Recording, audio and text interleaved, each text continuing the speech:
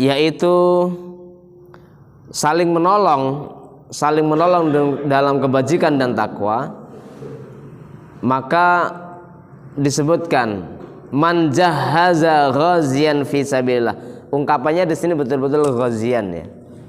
Ghazi itu orang yang bertempur. Al-ghazi. Ghazwun itu diartikan perang. Ghazwul fikri, perang orang urat saraf. Ghazwul fikri, pemikirannya yang diadakan pertempuran. Nah di sini ghaziannya umum. Barang siapa yang menyiapkan perbekalan kepada seorang yang berperang di jalan Allah, fi sabilillah, faqad ghaza, maka dia mendapatkan pahala perang itu sendiri. Artinya perang di jalan Allah. Kalau kita luaskan cakupan hadis ini, ya berjuang di jalan Allah dalam segala lini. Khususnya di dalam ayat itu, dalam hadis itu terkait dengan memberikan perbekalan kepada orang yang bertempur di jalan Allah Subhanahu wa taala. Wa man khalafa ghazian fi ahlihi, barang siapa yang menggantikan mengurus keluarga orang yang meninggalkan keluarga karena dalam rangka ghazian fi sabilillah, begitu ya, bi khairin, dengan pengurusan yang baik, faqad ghaza, sungguh dia juga akan mendapatkan pahala seperti orang yang bertempur tadi itu. Luar biasa jamaah rahimakumullah. Dalam hadis ini memang cakupannya ta'awun alal birri wa taqwa ya. Bil birri ya, kalau kebaikan birri ya, ta'awan bil birri wa taqwa. Jadi saling menolong dalam hal kebajikan dan takwa, salah satu diantaranya di sini bertempur. Jamaah rahimakumullah, ada kaidah usul fikih mengatakan bahwasanya wasilah itu, sarana itu akan diberi hukum sesuai dengan apa yang disaranai. Di sini dalam hadis ini mengungkapkan memberikan perbekalan, biayanya, bekal logistiknya. Ada orang yang nggak punya sarung, sehingga dia mungkin kesulitan untuk sholat. Lalu katakanlah kita tanyai, masalahnya apa mas? Saya tuh di rumah hanya ada satu sarung, Ustaz. Terus dan itu pun gantian dengan istri saya seperti itu. Nah, kejadian ini juga pernah terjadi pada para sahabat. Ada orang yang karena ketiadaannya tadi itu, keterbatasannya tadi itu, sehingga untuk pakaian sholat saja itu bergantian dengan keluarganya. Nah, kalau kita menolong orang yang seperti itu, memberikan sarana yang baik kepada orang tersebut, maka kita akan mendapatkan pahala sama dengan orang yang melakukan aktivitas sholat tersebut. Menanggung biaya anak sekolah. Apalagi misalnya anak sekolah tersebut kalau tidak dipondokkan mungkin tinggal di rumah kita. Tinggal di rumah kita. Ya, konsekuensinya juga dia melaksanakan tugas-tugas yang kita embankan kepada yang bersangkutan terkait dengan kehidupan sehari-hari. Misalnya ikut ya apapun yang menjadi pekerjaan di rumah kita itulah. Intinya karena ikut kita. Dan biaya kehidupannya, biaya pendidikannya kita tanggung. Kita kafil di situ. Dan anak tersebut sungguh-sungguh dalam belajarnya. Katakanlah juga prestasinya biasa-biasa saja. Karena Allah SWT tidak menuntut hasil, tapi proses yang akan dilihat. Maka kita akan mendapatkan pahala sebagaimana anak-anak tersebut lakukan. Pertanyaannya begini, bagaimana kalau niat kita menolong begitu baik, tapi anak itu nakal? Atau anak itu berbuat yang tidak baik? Maksud kita apa? Maksud kita adalah kebaikan. Ya udah, kita terbebas.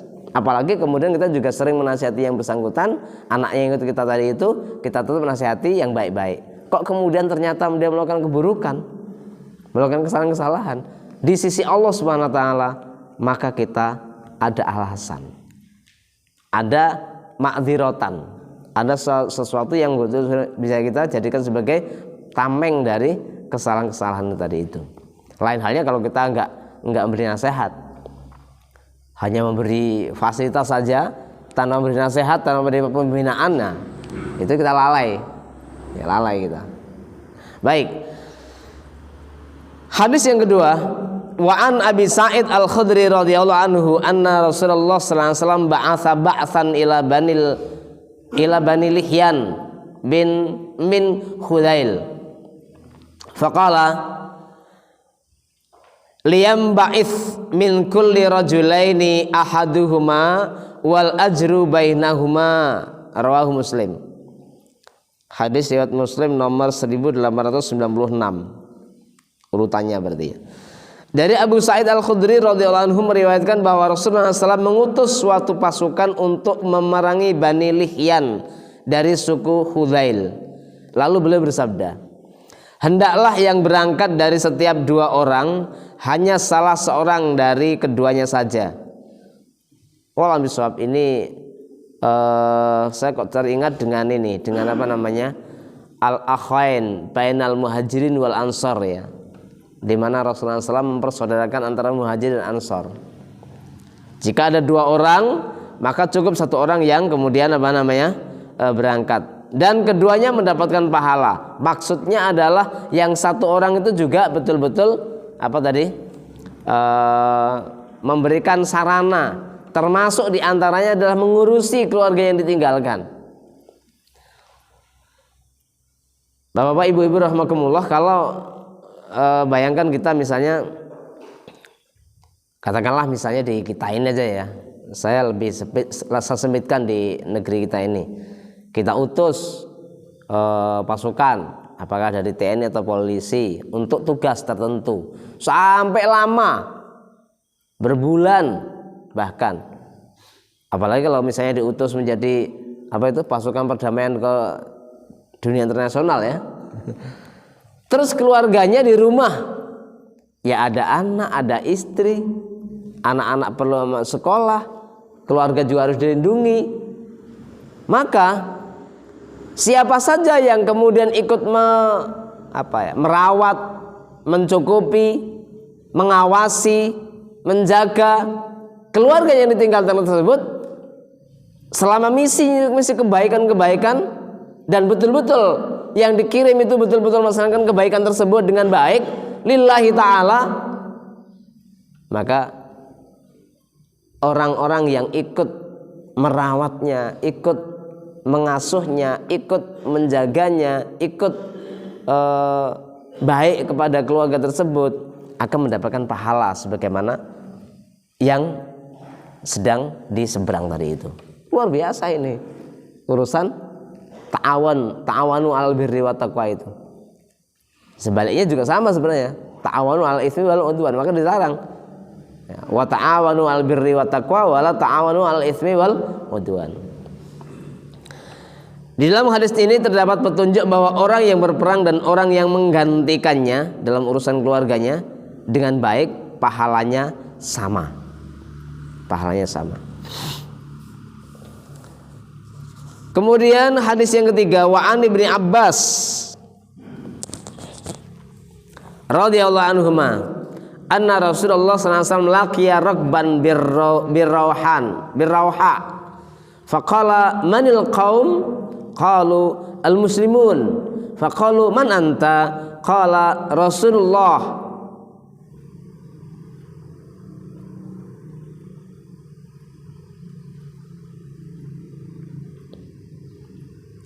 farafa'at ilaihi imra'atun sabiyan faqalat ali hadza hajjun qala na'am walaki ajrun, rawahu Muslim.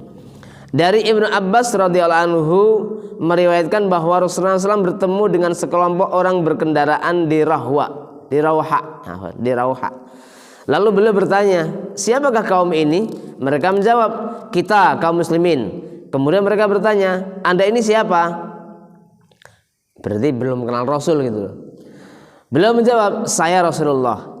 Kemudian ada seorang perempuan yang mengangkat seorang anak kecil lalu bertanya, apakah anak ini boleh melakukan ibadah haji? Beliau menjawab, iya, dan kamu mendapat pahala. Hadis riwayat Muslim. Dalam hadis ini terdapat dalil yang menunjukkan keabsahan haji seorang anak kecil dan pahala bagi walinya, dan haji tersebut tidak mencukupi untuk menggugurkan kewajiban haji.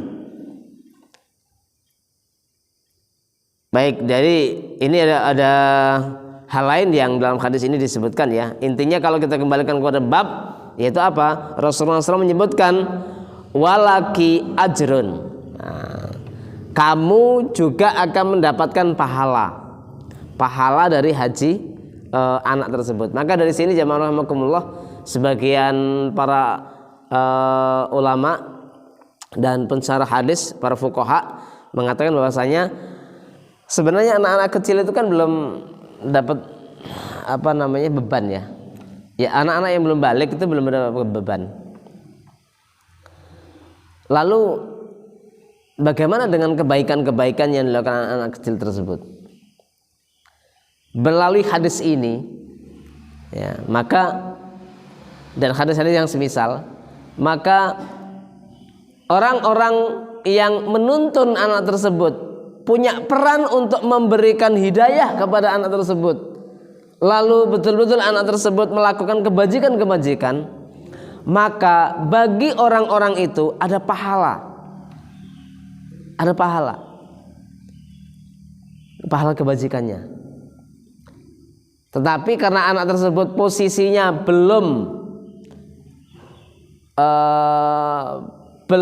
orang-orang yang mempunyai kewajiban atau belum terbebani kayaknya, min ghairil mukallaf gitu ya, maka ibadah-ibadah hajinya itu belum menggugurkan kewajiban haji dia. Kalau nanti dia sampai dewasa, masih Allah kasih usia, dan kemudian dia mampu melaksanakan ibadah haji, maka masih dia berkewajiban melaksanakan ibadah haji. Karena haji yang dilaksanakan ketika kanak-kanak itu belum menggugurkan kewajiban haji dia. Ya, belum menggugurkan kewajiban haji. Tapi kebajikannya sudah ada. Nah, apakah anak-anak itu nanti juga akan mendapatkan pahala? Untuk yang kedua ini saya belum mendapatkan jawaban yang tuntas ya. Artinya, apakah anak-anak itu nanti juga akan mendapatkan pahala dari kebaikan-kebajikan dia? Wal miswab. Tapi kalau kita ikuti yang lain, wal miswab, nanti kalau ada salahnya kita rujuk yang benar.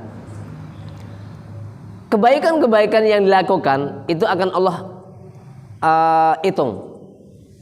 Tapi kesalahan-kesalahan yang dia lakukan Allah akan ampunkan. Ini sebagaimana apa?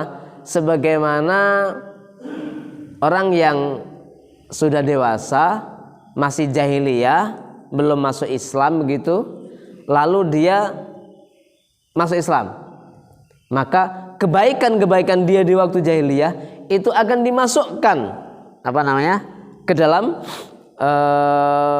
masa dia masuk Islam, dan keburukan-keburukan dia nggak dihitung. Dosa-dosa dia sebelum masuk Islam Allah maafkan, dimaafkan karena apa? Diampunkan karena apa? Oleh masuk dia Islam tadi itu. Masuknya dia kepada Islam tadi itu penghapus dosa-dosa seluruhnya.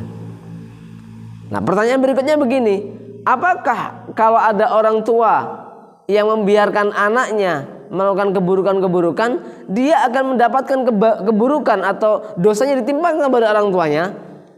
Dalam hal ini saya juga belum mendapatkan jawaban yang pasti ya, atau jawaban yang lebih kuat. Memang sih ada yang mengatakan iya, walaupun sebenarnya kalau ditelusur iyanya itu kenapa? Iyanya karena bisa jadi ada satu hal yang menjadikan anak itu lalai, yaitu apa? Jika memang orang tua atau orang yang diamanai, waliul amrinya tidak mengarahkan. Nah, begitu. Kalau waliul amrinya, orang tuanya, orang yang diberi amanah tersebut tidak mengarahkan, tidak membina, tidak menasihati kepada anak-anak tersebut, lalu anak-anak tersebut tersesat, anak-anak tersebut berbuat nakal, anak-anak tersebut berbuat satu kerusakan, maka keburukannya akan ditimpakan kepada orang-orang yang lalai tadi itu, yang dia punya tanggung jawab pendidikannya tapi lalai. Wallahu a'lam. Tapi kalau kebaikannya, iya. Melalui hadis ini maka kebaikannya akan diberikan kepada orang yang merawatnya dengan baik tadi itu.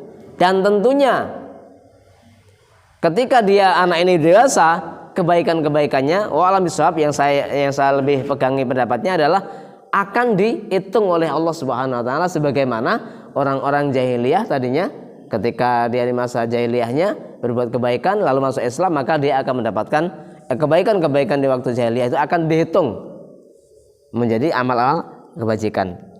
Wallahualam bishawab.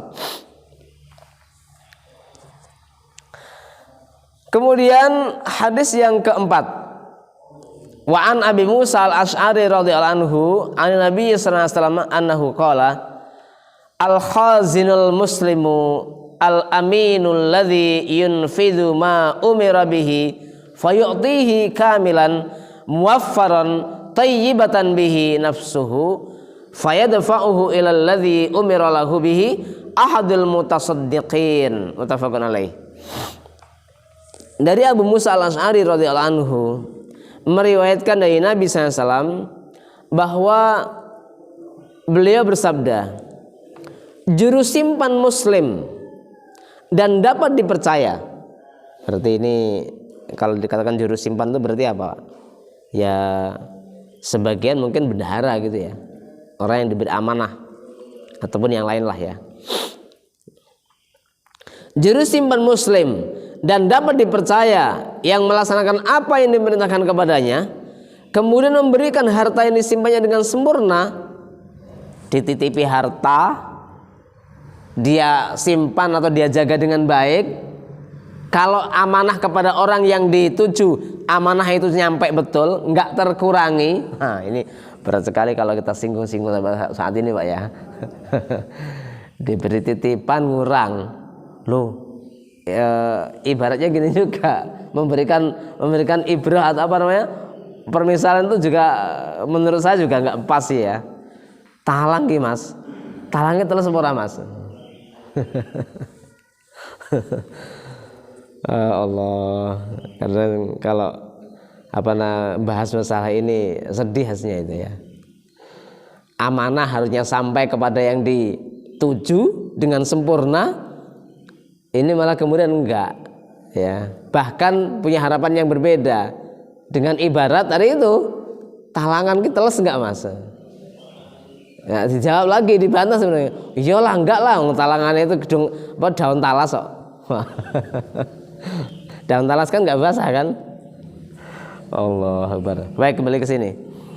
Juru simpan muslim dan dapat dipercaya yang melaksanakan apa yang diperintahkan kepadanya, kemudian memberikan harta yang disimpannya dengan sempurna dan memenuhinya serta dengan hati yang baik. Nah, dengan hati yang baik, ikhlas betul. Walaupun nanti di bahasan yang lain, ya di bahasan yang lain, kalau memang dalam rangka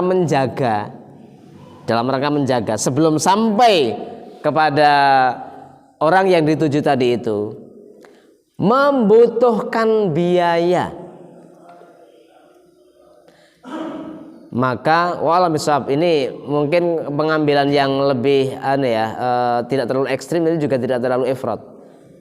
Bolehlah mengambil pengganti biaya real, cost real yang dibutuhkan untuk itu, cost real. Contoh mengantarkan barang, kalau uang mungkin bisa bisa transfer ya Pak ya. Barang mau diantarkan sendiri juga ada ongkos perjalanan. Apakah dari sisi bensin dari kendaraan dia yang dia pakai, atau mungkin kalau jauh juga konsumsi bisa jadi, atau yang lain-lain. Boleh nggak kita menarik sesuatu dari orang yang dituju tadi itu? Wallahualam bishawab, sebagian ada yang mengatakan sekedar biaya real, cost real atau real cost ya, biaya yang nyata betul-betul keluar akibat dari itu, maka masih diperbolehkan. Jika memang tidak ada, biasanya istilahnya apa ya? Dana pendamping ya. Kalau tidak ada dana pendamping dan tentunya harus mengambil, harus keluar Dan itu ya mungkin kita berat kalau akan melepas semuanya gitu ya. Apalagi ongkirnya mahal misalnya gitu. Tolong mas ya, aku dibantu untuk ganti ongkos kirim misalnya gitu. Sekedar real cost tadi itu masih diperbolehkan. Tapi kalau sudah kemudian tadi itu, yang ini tadi ada unsur ini tadi, talang yo teles mas, mosok nggak belas. Maka di sini diungkapkan juru simpan muslim dan dapat dipercaya yang melaksanakan apa yang diperintahkan padanya, kemudian memberikan harta yang disimpannya dengan sempurna dan memenuhinya serta dengan hati yang baik. Selanjutnya menyampaikan harta itu kepada apa yang diperintahkan padanya, maka ia merupakan salah seorang dari dua orang yang bersedekah. Tapi ya tadi itu, kalau emang dia lebih memilih bersedekah ya udah. Dan nggak usah disampai-sampaiin, nggak usah, nggak ditanya pun kemudian, mas ini habis sekian lu mas, wah aku untuk jagamu ini sekian waktu ini, wah aku sampai nggak kerja bareng kok. Terus untuk ngirimnya juga ada ongkos kirimnya, tapi udah nggak apa-apa, itu nggak usah ganti, nggak usah diceritain kayak gitu, nggak usah. Kecuali yang bersangkutan nanya, pak ini berarti kan ada biayanya untuk perjalanan gini, gimana? Ada habis berapa? Nah, kemudian kalau kita emang mau ikhlas, udah nggak usah mikir. Itu alhamdulillah dan kita lega. Tapi kalau dia tanya seperti tadi itu, menanyakan betul, dan kemudian kita juga mungkin kalau masih juga berharap ada penggantiannya, ya boleh, dia tanya kok. Ya. Terus kemudian kalau dia nggak nanya, kemudian kita juga berat gimana? Ya boleh-boleh saja karena hak kita. Mohon maaf mas ya, aku untuk balik ini minta dibantu ongkos jalanku ya, misalnya gitu. Itu boleh seperti itu. Sekedar itu, ya. Tapi kadang-kadang sekali lagi ini tadi berlebihan gitu. Kalau kadang-kadang ada tadi itu, katakanlah turun dana 100%. Yang diterima kurang dari itu, ya kurang dari itu dengan apa? Dengan pengurangan yang tidak logis, dengan pengurangan yang tidak real cost. Ya. Dalam riwayat yang lain disebutkan, yang memberikan apa saja yang diperintahkan kepadanya, para ulama membatasi lafadz al-mutasaddiqain dengan membaca fathahnya qaf. Dengan membaca fathahnya qaf serta membaca kasrohnya nun.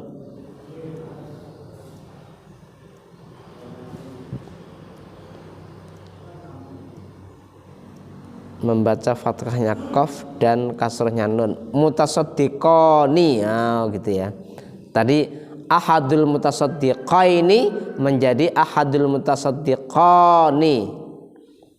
Jadi qafnya difathahkan, kemudian dipanjangkan pakai alif ya, kemudian nunnya dikasrohkan karena menjadi musanna ya, sebagai isim tasniyah atau sebaliknya sebagai jamak. Keduanya pendapat ini sahih. Oh ya, apakah dibaca ahadul mutasaddiqaini, ahadul mutasaddiqani atau ahadul mutasaddiqaini? Betul mutasaddiqani ya, karena dia majrur ya.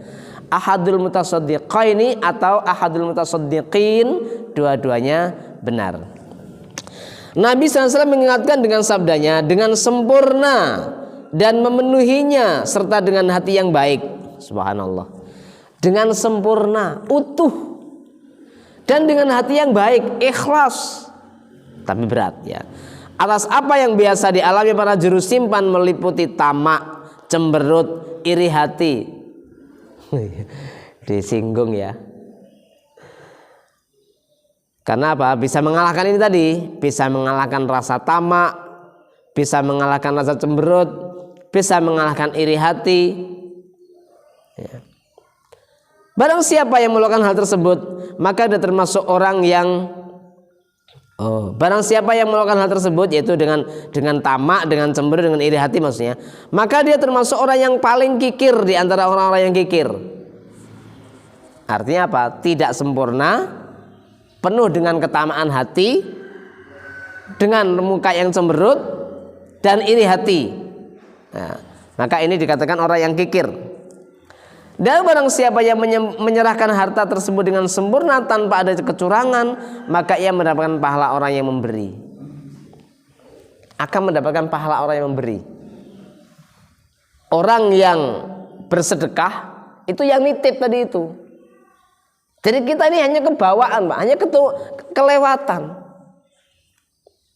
Hanya dilewati hal yang pemberian tadi itu, sumbangan tadi itu. Yang nyumbang orang-orang lain diamanahkan ke kita, titipkan ke kita.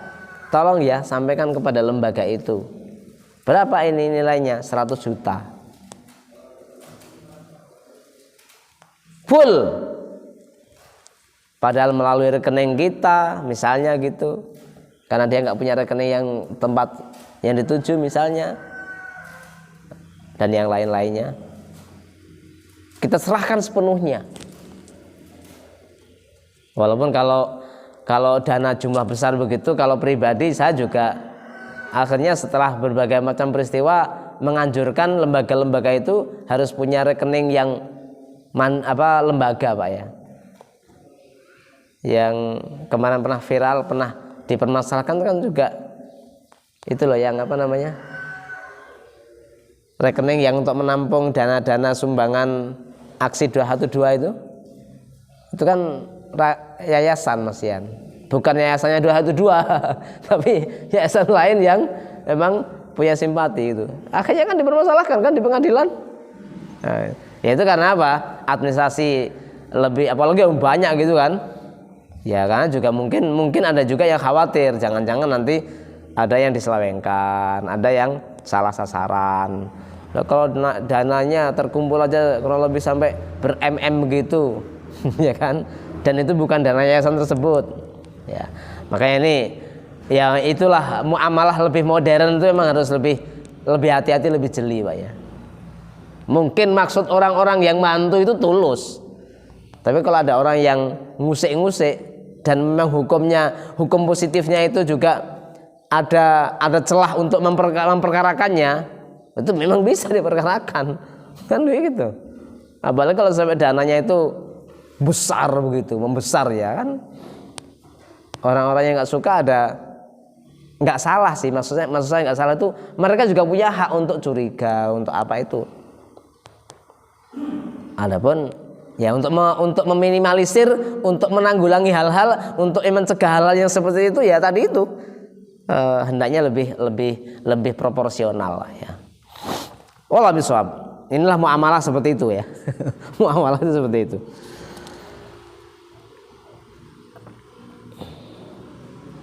Baik, dalam hadis yang terakhir ini, hadis yang nomor 4 ini tadi, bahkan tadi itu hanya dititipin, hanya menjadi wasilah, diberi amanah untuk menyampaikan, maka akan mendapatkan pahala seperti orang yang bersedekah tadi itu. Ya. Maka orang yang menyerahkan dengan sempurna tanpa kecurangan, dengan hati yang ikhlas tadi itu akan mendapatkan pahala orang yang beri tadi itu. Sama mereka berpahalanya. Subhanallah. Ini ya, ta'awanu bil birri wa taqwa itu seperti itu keadaannya ternyata. Baik, jamaah rahimakumullah.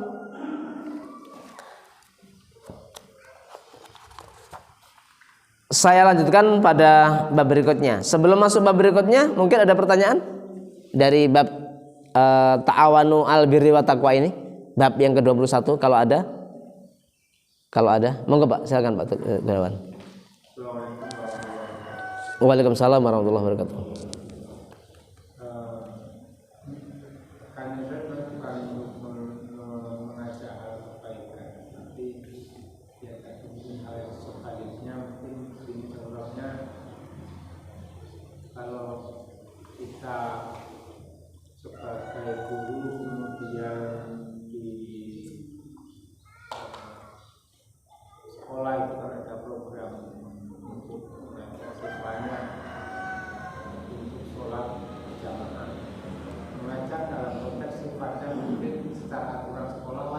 Oh gitu. Kemudian banyak yang tidak sholat lain seperti itu. Tapi mungkin saya merasa belum maksimal dalam mengajak anak-anak untuk melakukan program itu. Nah, pertanyaannya apakah saya juga terkena hukum apa ya istilahnya, karena dia tidak saya kurang maksimal mengajaknya, kemudian dia tidak sholat, apakah terkena hukum dosa di sana? Baik, bismillahirrahmanirrahim. Alhamdulillahirrahmanirrahim. Allahumma sholli ala Muhammad wa ala Muhammad. Ba'du. Jadi konteksnya adalah dalam sebuah lembaga pendidikan ada aturan untuk membiasakan berbuat baik, contohnya sholat duha, yang karena alasan pendidikan, alasan pentarbiyahan, maka diwajibkan di lembaga itu, gitu Pak ya. Nah, sementara ada di antara anak didik atau peserta didik yang ada yang mau sholat duha, ada yang tidak, gitu kan? Oh, duhur berjamaah, sholat duhur berjamaah ya. Baik. Sepanjang memang kita sudah melaksanakan tugas itu dengan maksud saya ya, katakanlah secara umum sudah kita sampaikan gitu ya. Lain halnya lalu kemudian ada yang betul-betul mau sholat, ada yang tidak. Harusnya nggak berhenti di situ Pak. Harusnya juga ada tindak lanjutnya. Kalau betul-betul ketahuan tidak ikut sholat jamaah, walaupun tetap ini sholat jamaahnya walaupun di dalam aturan sekolah menjadi wajib ya, tapi hukum di Allah nggak berubah. Hukum di Allah nggak berubah kemudian sholat duhur menjadi wajib untuk berjamaah ya. Kalau sholat duhurnya ya wajib, tapi untuk berjamaahnya saya mengambil pendapat yang lebih lunak, tidak wajib sholat jamaah. Artinya apa? Sholat munfarid juga boleh, itu sah gitu loh. Artinya sholat duhur sendirian itu juga sah, menggugurkan kewajiban. Sekadar itu loh Pak ya. Kalau keutamaan ya jelas utama berjamaah. Tapi sebagian ulama lain kan mengatakan wajib itu sholat berjamaah, wajib dengan berjamaah itu kan wajib. Tapi pendapat yang jumhur, sholat wajib dengan berjamaah itu sunnah muakkadah. Kita ambil yang sunnah ini maksud saya. Walaupun di sekolah menjadi aturan wajib ya, tapi kan wajib dalam pendidikan. Harusnya ada tindakan lanjut Pak, ada tindak lanjutnya, yaitu pemanggilan atau peneguran gitu. Kalau ternyata pemanggilan persuasif kepada anak-anak tadi itu sudah dilakukan, bahkan mungkin juga ada laporan kepada orang tua, ada buku penghubung kepada orang tua. Ini SMA maksudnya penghubungnya kayak TK misalnya gitu. Loh, ya mungkin dengan mekanisme kita lakukan lah ya. Apakah langsung orang tua ditelepon atau gimana? Sepanjang itu sudah kita laksanakan, kita lakukan, insya Allah itu satu hal yang sifatnya preventif untuk tidak terulang. Tapi apakah dosa? Ya enggak Pak. Karena itu kita ambil hukum tadi itu, sholat jamaah zuhur itu untuk jamaahnya maksud saya, itu kan sunnah. Ya tidak sampai pada tingkat kalau pertanyaan dosa misalnya kan. Apakah merupakan dosa? Ya tidak.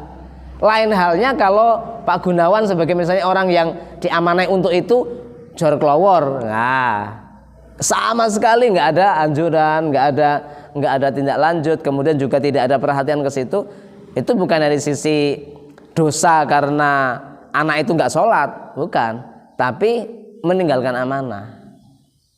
amanah yang dibebankan kepada Pak Gunawan sebagai katakanlah wakasis atau apalah ya, atau penanggung jawab sholat dalam pelaksanaan ibadah ruhiyah di sekolah tersebut, kok kemudian tidak memperhatikan itu dan meninggalkan amanah itu, maka dari sisi kalau katakan dosa meninggalkan amanah ya. Itu Pak ya.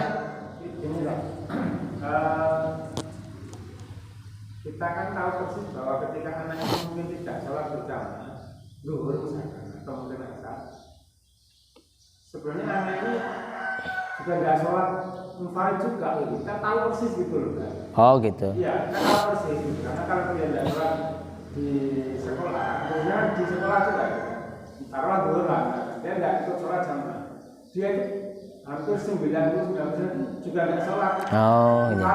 Kita Iya. sebagai gurunya itu kita sebagai gurunya, kalau kita sudah melakukan penyampaian nasihat, bahkan mungkin secara sistem sekolah, sistem pendidikan, sampai pada ada ikop atau punishment tertentu yang dilaksanakan, itu insya Allah di hadapan Allah kita termasuk orang yang sudah ada alasan tadi itu, Pak. kalau hanya sekedar mungkin mengingatkan saja, nggak sampai mungkin sejauh itu, hanya mungkin kalau mungkin memberikan tausiah misalkan. Iya, cukup. Sudah cukup, Pak? Cukup. Belum sampai ke tingkat lanjut mungkin ke Hukuman fisik gitu ya, atau ikop apa gitu. ya, karena itu kan juga masing-masing kan tergantung dari kapasitas kita ya. Iya. Kalau kita sebagai mungkin kalau mungkin kapasitas sebagai guru biasa, itu kan di hadapan Allah juga nanti amanahnya kan juga berbeda. Iya, betul, Pak. Iya. Kalau misalnya kita punya kewenangan untuk manggil orang tua, panggil orang tua. Atau paling tidak sampaikan ke orang tuanya. Karena sebenarnya yang punya tanggung jawab ini utamanya orang tua sebenarnya. Kita kan ketitipan aja kita ini. Lembaga pendidikan kan ketitipan. Nah, tapi itu kan udah anak SMA Pak ya sebenarnya ya. Balik kan sebenarnya udah balik. Artinya ya tetap kalau orang tua memang sudah memberikan nasihat, sudah memberikan pengarahan, kok kemudian anaknya seperti itu ya, dari sisi tanggung jawab akhirat itu sudah ada alasan.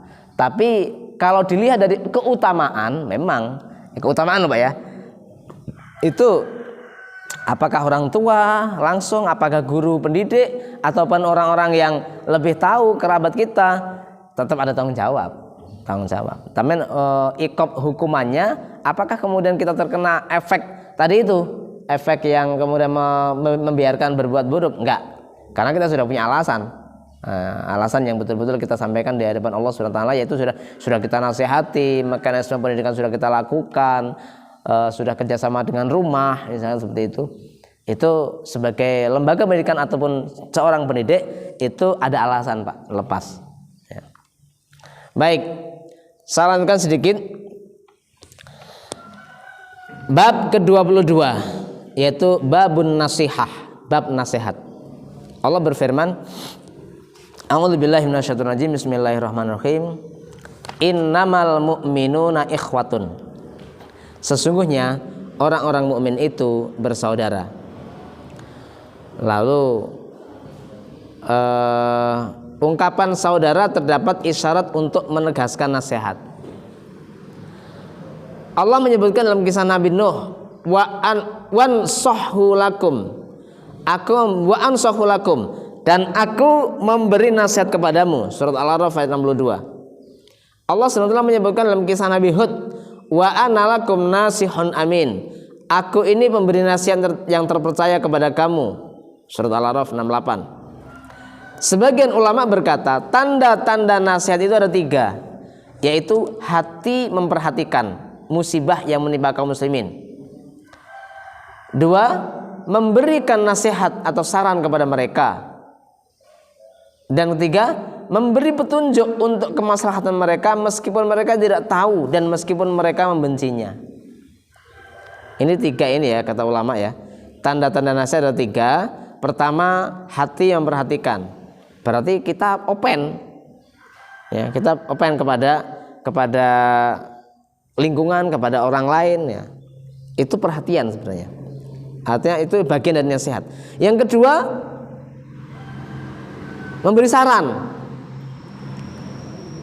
kepada mereka. Yang kedua dan ketiga ini hampir mirip ya. Dan yang ketiga, memberi petunjuk untuk kemaslahatan mereka meskipun mereka tidak tahu dan meskipun mereka membencinya. Intinya ada perhatian, ada saran, ada petunjuk. Mungkin yang ketiga ini katakanlah petunjuk teknis kayak ini yang saya pahami ini. Saran secara umum.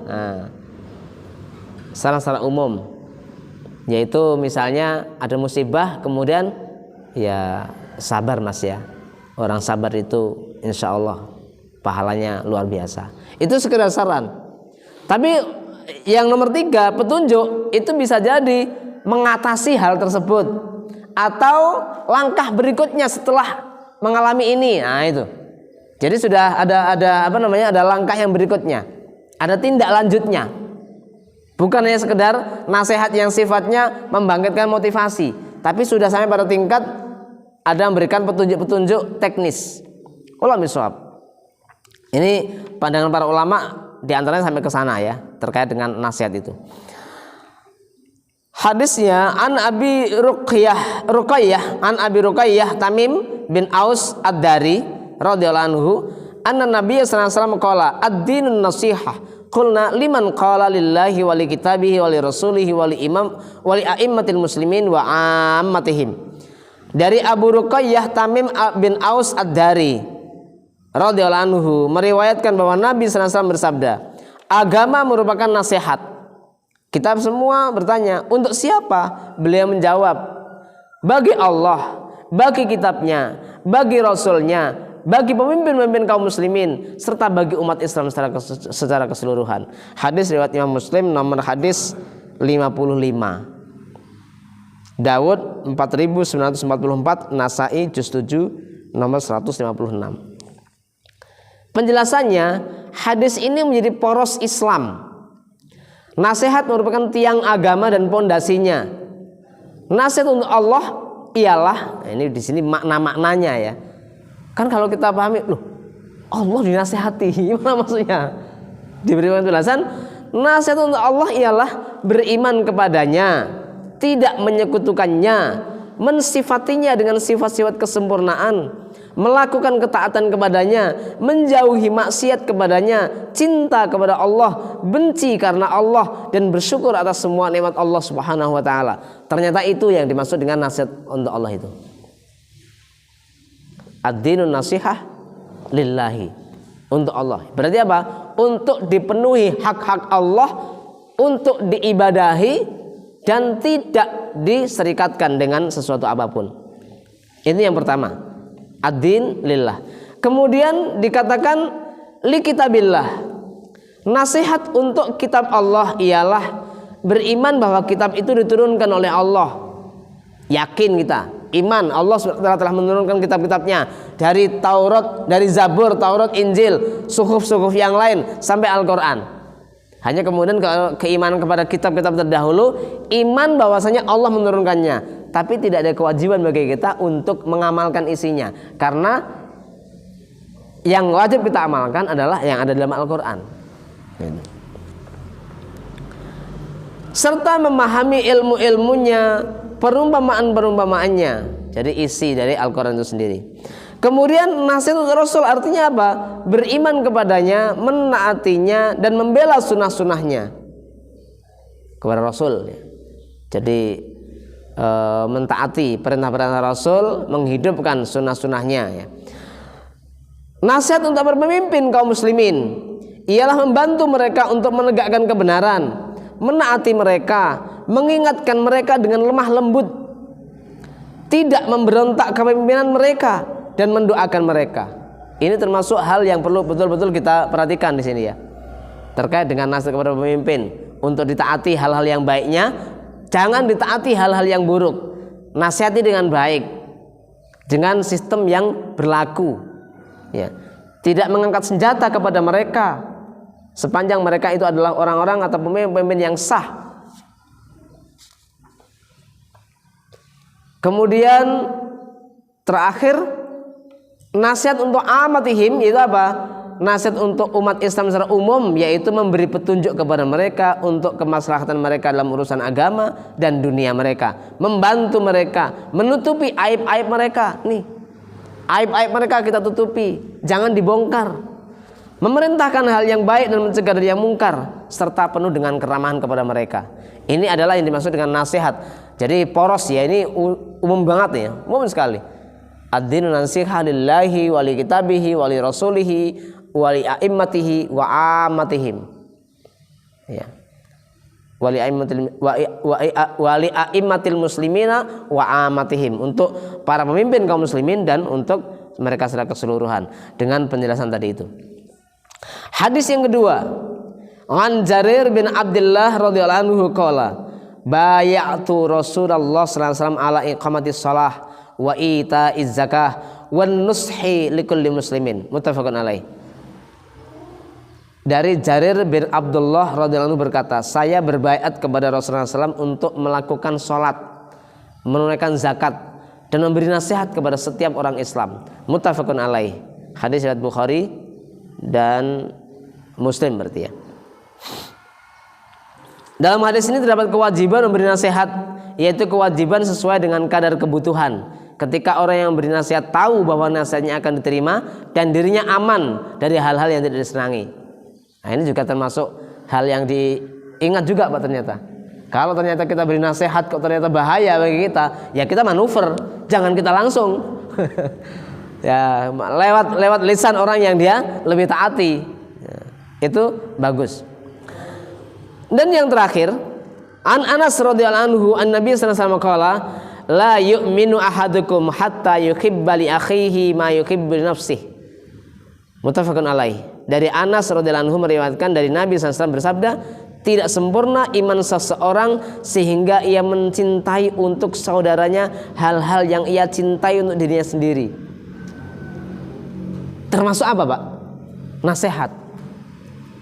Ada hal yang kemudian bahaya bagi saudara kita, agar dia tidak tertimpa bahaya itu, kita nasihati. Ini bagian dari cinta kepada saudara.